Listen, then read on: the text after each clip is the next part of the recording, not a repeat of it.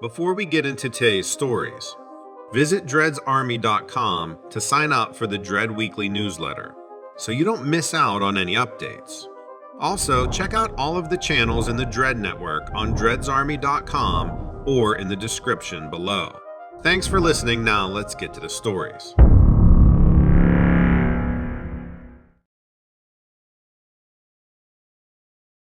Back when I was a kid in the 80s, my dad took me and my older brother on a long camping trip. It was one of those spontaneous decisions. He packed up his truck with everything we would need and off we went. We drove for what seemed like hours until we got to some woods where he said he'd stayed with Grandpa and Uncle Billy when he was a kid. We set up the tent and my brother and I wanted to make a fire. That's the part we always look forward to. And anyway, the sun would be setting soon and we were getting pretty hungry. My brother and I kept talking about how much we wanted hot dogs the whole time. So my brother and I headed into the trees to grab some kindling before it got too dark. We must have gone further than we had intended. As you know, you see one tree, you've seen them all, which can be confusing. That's kind of just how the woods are to an unexperienced woodsman. And we were just kids, so we didn't really know any better. After going in too far, we became a little disoriented. But Jason, my older brother, was sure he knew the way out. I remember him kind of panicking a little bit, but he was still trying to reassure me that everything was okay and that he was going to lead us out of this mess. I do remember it being really quiet.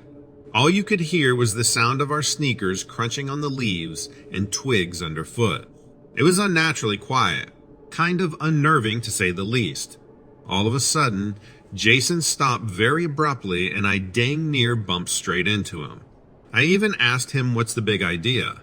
He ordered me to be quiet, peering around. I wondered what he'd seen. His eyes seemed fixated on something that was just beyond my vision, something that I could not see. What was it? Possibly a bear? I know they're around here. Dad always told us about them. And even at that young age, I knew running into one would be bad news. Now, most of the time, bears will usually run away. But if you encounter a mama bear with her cubs nearby, you'd better run for the hills or try and climb a tree. But then again, bears climb trees. So, could it have been a coyote or even a wolf that he was looking at? But I didn't think we had bears, coyotes, or wolves out where we were. Then I saw it. I'm not afraid to tell you that I peed my pants as I clung onto my brother for dear life. I was pretty sure that we were as good as dead. What we saw standing amongst the trees on two legs, not even 10 feet away from us, was what I can only describe as a wolf man or dog man. It had the head of a Doberman pinscher and a very sleek, muscular body. It was very toned, and it had very, very short hair, or fur, short enough that we could see each individual rippling muscle underneath. It must have been well over 7 feet tall, because my dad at the time was a tall guy, probably 6'1" or 6'2", and this thing stood taller than him. It was also much wider than him. It was like a really muscular man. My brain instantly thought of the way men looked in those bodybuilding competitions. Really wide at the shoulders like Arnold Schwarzenegger. But again, the head was unmistakably that of a Doberman pinscher, but larger. Almost too large. Like it wasn't proportioned with its body. And all I remember seeing were white teeth amongst the darkness and yellow glowing eyes. It bared its teeth at us and howled, but it wasn't like a howl in a traditional sense like a wolf does. This was an ungodly, unholy howl, like a distorted human yell mixed with that of a painful cry of a dog. It was awful. Run! Jason had yelled at me and we hot-toted out of there quicker than we ever moved before. We learned as we got older, you're not supposed to ever run from a predator. But at this age and being caught up in total fear, we had no other option. This thing surprisingly didn't give chase to us, and somehow luck was on our side. We came tearing out of the woods and straight in my dad's arms. He had heard the cry too and was coming and looking for us. He thought we had really been hurt by the sounds of it. When we told him what we had seen, he made us get into the tent to sit down and collect ourselves. He didn't seem too concerned, so as I look back on it, I wonder if he believed us. After we told him all the details, he asked if we could show him where it happened. So, a little later, we went back into the woods with a flashlight and a shotgun. Obviously, I felt much safer with my father, even though I did stay tucked behind him and held onto his shirt while peeking forward the entire time. Of course, we didn't see anything, not with him, and he never saw anything out of the ordinary either. At least not that he told us. But you can imagine, because of that event, we didn't get an ounce of sleep that night, and we left the first thing the following morning. My brother and I kept talking to him about it, even the following morning, which is why we left.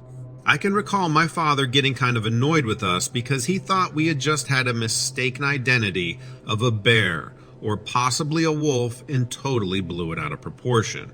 He seemed frustrated with having to listen to us. And it doesn't help that kids have a natural tendency to exaggerate what they've seen. So that's why I believe that he did not believe our story. But I think others here might have sympathy for us.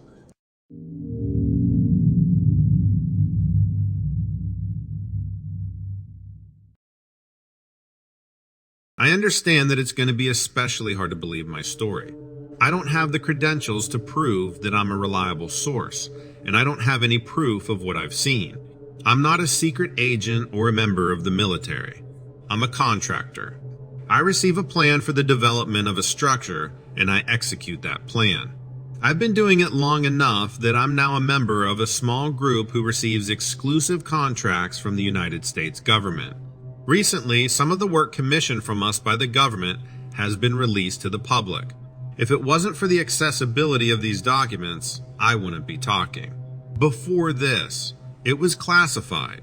But now, anybody can know this story. The exposure of my identity isn't at the same level of risk it once was. We were hired nearly a decade ago to build a rotunda on a United States military base in South Korea. The scale of the building was incredible. The pay being offered for our participation and our silence was equally impressive. Needless to say, we all agreed to come aboard this project. We hadn't been tempted to violate any privacy agreements in the past. We didn't care about the things we'd see or the purpose of the buildings we were constructing. In our minds, being silent was just typical military protocol. We figured they were just building structures to store weapons, structures to protect our country's assets. But we soon found out that this one was different. This rotunda was being designed to conceal something that was already there, an object of some sort. When we arrived on site, we discovered an area roughly 500 feet in diameter, closed off by caution tape, and covered by a layer of heavy tarps. Armed guards dotted the outline of that circle every 50 feet or so. The building we were erecting was being assembled on top of this object. The guards would stay inside even as we put the wall together and built the ceiling overhead. For a while, this was merely another job. Tensions were high with all of the security around us, but we managed to carve a typical routine out of the absurd. Then came the storm. South Korea is no stranger to tropical disasters. One day out of nowhere, one of those tropical storms came in from the sea. It was challenging our resolve and the stability of our work. We hurried to secure the elements of the building we had already assembled. Obviously, we didn't want to lose weeks of work. No one could have prepared us for wind that day. Not even the military was ready for it. Sure enough, the unrelenting gusts ripped open a fraction of those tarps. Although none of us would admit it out loud, we saw what was under there. It was a vehicle of some kind, identifiable only by prong-like legs that jutted out from below the massive metal. It was clear that those legs could be lowered and retracted, similar to the wheels of a plane, but it was far too large to be anything man-made. It was too large to even imagine it in motion. How could anyone power something like that? Something so huge. It was a disc nearly as long as a football field. A single haunting apparatus that shocked our minds. There were no seams in the metal, no obvious places where the metal panels would have been welded shut. We saw a glass dome at the top. Something like a cockpit, maybe. Looking at it turned our stomachs when we realized what was happening. The military hurriedly covered the craft back up, grabbing at the tarps as the wind whipped them around. They were panicked that the craft had been revealed. That was obvious by the way they were acting and the looks on their faces. They ushered us off the base and assaulted us with questions. We all played a convincing degree of stupid, saying we hadn't seen anything. Eventually the storm passed and we all returned to finish our work. We worked quietly, only periodically giving each other quick glances with knowing looks in our eyes. However, there were no more glimpses of the craft, but we did notice additional members of security on site. After the incident, fleets of men in black suits had joined the perimeter. These men stared at us as we worked, and there was always one off in the distance atop a tower with his eyes on us too. I imagine they were listening as well, making sure we didn't talk to each other. All of us silently agreed to finish that job pretending nothing out of the ordinary had happened.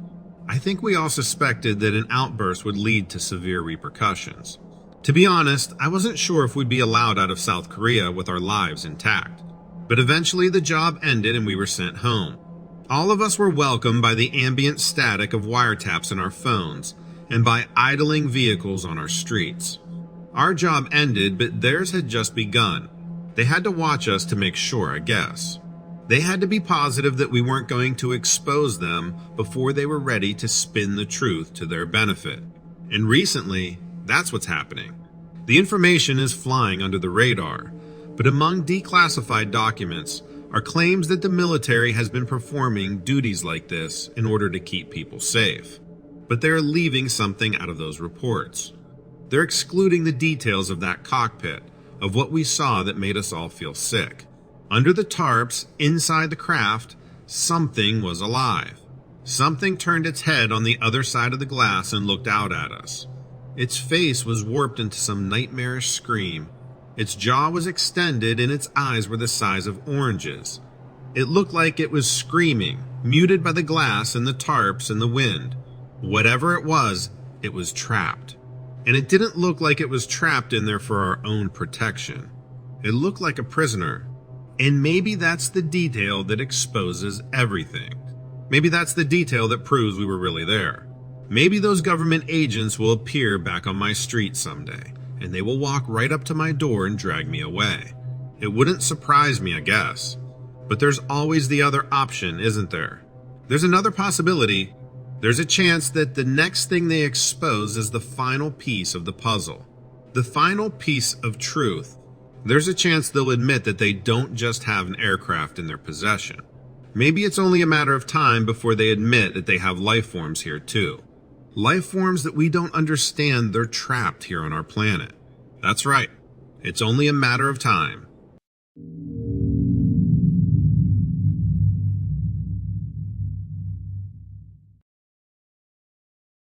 My name is James, and I work as a game warden for the Fish and Wildlife Service in Oregon. I've spent over a decade immersed in the wilderness, but an incident a few weeks ago was absolutely unique in my career. During a standard patrol, I found myself deep in a secluded section of the forest that's usually void of human activity. I often relished its peaceful isolation, but that day, the atmosphere felt different. My role as a game warden entails lengthy periods in the wilderness, monitoring wildlife behavior, checking for poacher activity, and ensuring visitor safety. It's a demanding yet fulfilling job where no 2 days are the same. And because of this, I knew something was off. That's why the day of the incident was so disconcerting. The usual serene quiet of the forest was replaced by an almost tangible tension. The smell of decay was out of place in the fresh woodland air. The usual tranquility was replaced with an ominous dread. As I delved deeper into the woods, an unusual smell became apparent. It was the scent of decay, so strong that it left a bitter taste in my mouth. I've encountered the smell of deceased animals before, but this was different, more powerful and unnerving. Alongside this, I spotted broken branches and disturbed soil, suggesting something large had passed through. With each step, the dread increased. I felt a warning in my gut, telling me something was awry. It was an odd sensation, a mixture of anticipation and fear unlike anything I'd experienced in my years of patrolling these woods. Then, in a clearing, I saw it. A towering creature, roughly 9 feet tall. My mind grappled with the sight, trying to reconcile what I was seeing with my understanding of the natural world. The creature towered above me, looming in a manner that was both awe-inspiring and intimidating. It was an uncanny combination of familiar elements and grotesque distortions that challenged my reality. The creature's skeletal body, framed by the stark outline of a deer skull, was just like what you'd expect in a horror story. My heart throbbed heavily in my chest, and its beats echoed loudly in my ears. It was a rhythm that was a grim reminder of the perilous situation I was in. I felt a sharp, icy jolt of adrenaline surge through my veins, awakening every cell in my body. A survival instinct triggered by the undeniable presence of danger. Despite the years of training I had under my belt, nothing had prepared me for an encounter like this. My body seemed to move independently of my will, rendering me immobile. I was anchored to the spot, like a sailor caught in the gaze of a siren, incapable of doing anything other than observe the chilling sight before me. The creature's skull held an unusual feature. It held two red glowing lights. They burned in the empty eye sockets. These luminescent orbs created an eerie and unnatural spectacle as they cut through the dim forest light. They seemed to pulse with an uncanny life of their own. This was a sight as captivating as it was terrifying. It held me in its thrall. The light seemed to hum with an otherworldly energy. The next few moments stretched out, each second feeling like a tiny eternity as I remained rooted in place. Time seemed to lose its meaning, warping and twisting around me as I stood transfixed by the creature. Fear held me and kept my gaze locked on the creature. It was a silent fear, the kind that resonates deep in your bones and paralyzes your thoughts, reducing the world to just you and the object in front of you. Overwhelmed by the sight of this monstrous creature and the smell of decay, I couldn't think. I was left standing there, my mind racing to understand what I had seen. Part of me, the biologist part, was fascinated and wanted to observe and understand. But another part of me, the instinctive part that values survival, was shouting for me to get away. I was torn between professional curiosity and the basic instinct to escape with my life. I considered capturing the creature on camera, but my hands wouldn't cooperate. Deciding it was best to remain still, and I watched as the creature eventually moved away. Seeing my chance, I quietly retreated, keeping my gaze on the spot where the creature had vanished until I was safely away. What followed was a blur. I reported the incident to my superiors, who dismissed it as a misidentified animal protecting its kill. The smell of decay lingered for days, and those glowing eyes haunted my nightmares. In the days that followed, I wrestled with the experience. The memory of the creature was burned into my mind, reappearing in my dreams and turning them into nightmares. The smell of decay, now linked with the creature, seemed to follow me. I could literally smell it everywhere. At work, my colleagues were skeptical, dismissing my story. Some even suggested it might have been a prank. Their doubt was disheartening. Despite this, I continued my work, but now with a heightened sense of awareness. I couldn't ignore what I had seen. The encounter made me question a lot, but also changed me. I've come to accept that there are things that cannot be explained with science, and that's all right. It's part of what makes the wilderness so intriguing. Let me know your thoughts, Donovan. Thanks for your time.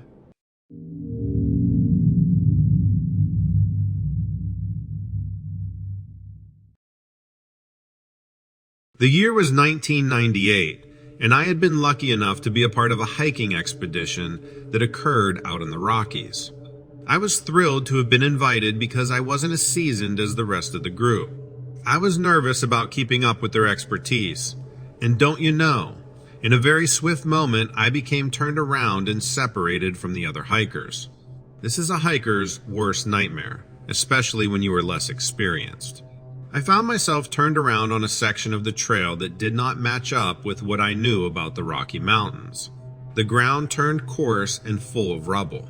Plants seemed practically non-existent, and a thick mist was rising, cutting me off from getting my bearings. Worse yet, I couldn't hear the group at all. Several times I tried screaming at the top of my lungs just to see if I could get anybody to answer me. There was nothing. Nothing but the faintest sound around me.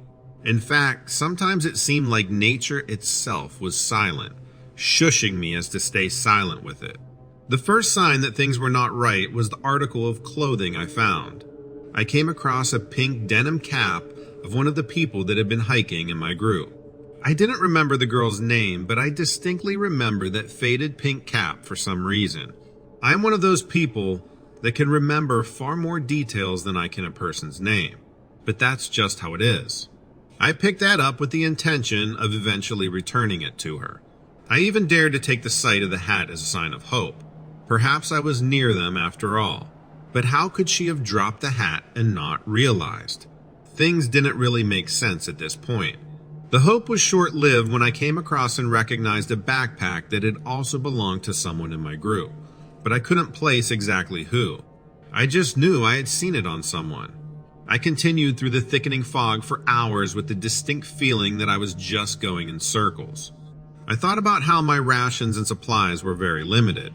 If this continued, I would eventually have no choice but to perish out here all alone. Yes, I was already thinking about doom at this point.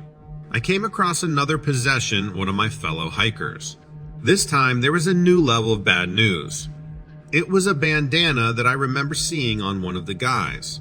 The guy with spiked hair. It was stained with something dark and red, and I knew exactly what it was. I just didn't want to admit it. I couldn't fathom my brain going there. It was at that point that I began to feel panic, stalking me from a distance. My first thought was that robbers had came upon my group. Or maybe robbers isn't the correct word to use. Maybe modern-day bandits. I don't know. But either way, something had clearly happened to the group. I hadn't heard any noises that would suggest a big bear or big cat attack. No screaming, no crying, nothing. I even looked in the dirt trying to find tracks or any sign of activity. There didn't seem to be any signs of a struggle. It's as if their clothing had just fallen off. So I quickened my pace with my visibility reducing by the minute, and the things I could see were things that I didn't want to. I came across a pair of shattered glasses that were all too similar to the pair worn by the Asian girl in my group. Then there was a torn sports bra that also looked to be blood-stained. One article after another that I could recognize as being from my group emerged out of the fog as I pressed onward, and my own sanity was beginning to teeter. So I broke into a light jog even though the ground and the visibility was treacherous. The path began to descend with the unusual rocky ground rising on either side of me. Then, just like that, the trail went into a small cave. Small enough that if I wanted to get inside, I would have had to stoop down. Something inside my body wanted me to turn and run, but my conscience and need to find the group overrode my primal caution. I wondered if they could be inside, so I struck up my lighter and reached into the cave. What came next, I remember only in particles because in my mind, evidently, was closer to breaking than I'd realized at the time. The halo of the flames showed nothing but rock at first, but then a pair of eyes turned to me from somewhere, at the edge of the light's influence, and then another pair, and then more. Then the light showed me towering, furry bodies that were hunched in their stature, as if they were all used to a life of crouching and hiding. I hate to tell you this part, because it's going to sound like I'm crazy, but I can only tell you exactly what they resembled. And what they resembled were werewolves. That's the worst word to use with the complete overexposure of it. But honestly, there's no other word to describe what animal I saw. Their teeth extended well past their lips, and I can tell you they had long ears that looked like horns almost. Their mouths were busy chewing and gnashing something. I could hear the sounds of ripping and tearing. It was meat. They were eating on something. I didn't see. I immediately worked my way out, and they didn't give chase. I'll never know why. Maybe there's a reason they didn't want me. I'll never know. After climbing my way out, I luckily eventually found a trail, even though I was completely and utterly traumatized. I ended up contacting authorities, and they did a very thorough investigation. They also made a search of the area, but uncovered nothing, which was both surprising and unsurprising at the same time. I told them all about the bloody clothes and all the belongings I had found, and told them that I think that we were attacked by large unknown predators. They didn't really seem to take my story seriously. In fact, I was even a suspect for a while in the disappearances. But nothing they found was conclusive. I even told them there was a cave where I had seen horrible beasts. I understand this story is sounding more and more crazy as I go on, but this is my experience that I have to live with. It will be with me forever, for the rest of my life. I don't get to just shut it off. And add to that, I have the trauma of dealing with being a potential suspect. Of course, that didn't result in anything, because like I said, they couldn't find anything conclusive that led to me. Anyway, this was over 20 years ago, and none of them have ever been found. And I still live with the agonizing pain of it all. I've only told a handful of people over the years in hopes that somebody can give me reassurance that things will be okay and that I'll be able to get through everything. But who knows? I can only hope.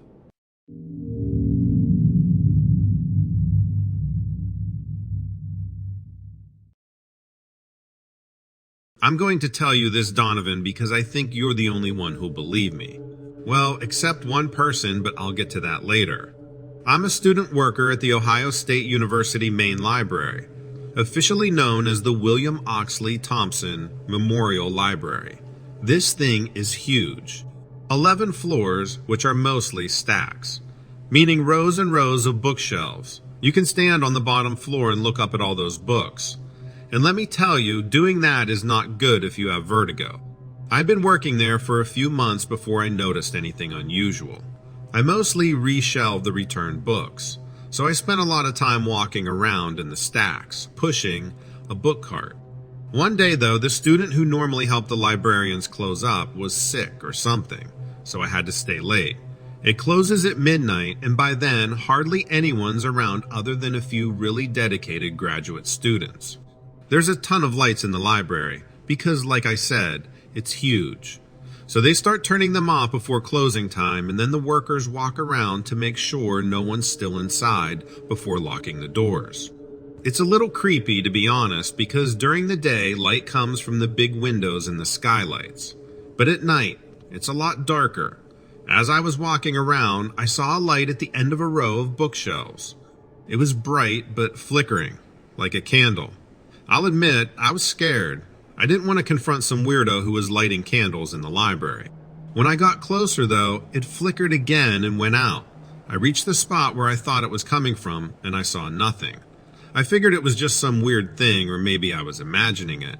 But then, that student, the one who was normally supposed to close, she quit, just up and left OSU. So naturally, I was put on that shift. Now I had to close every shift I worked, which was 3 days a week. I'd pretty much forgotten about the light, but as soon as I walked up to that same place on the 5th floor and saw it again, I remembered. It disappeared again when I got close. I don't know what was going on, but after that, other weird stuff started happening with the lights. They would follow me going on as I walked and then off as I passed. One far away would flicker and then go out. Finally, I asked one of the librarians why the other student quit. She said she was scared of something but wouldn't talk about it anymore. I wanted to keep my job, so I didn't push it. I looked up some stuff on ghosts trying to find out. If it was a ghost, how I could make it go away. But all of them said you had to know something about the person, the dead person, before you could really do anything. I started sneaking off to spend part of my shift looking at old copies of the campus newspaper.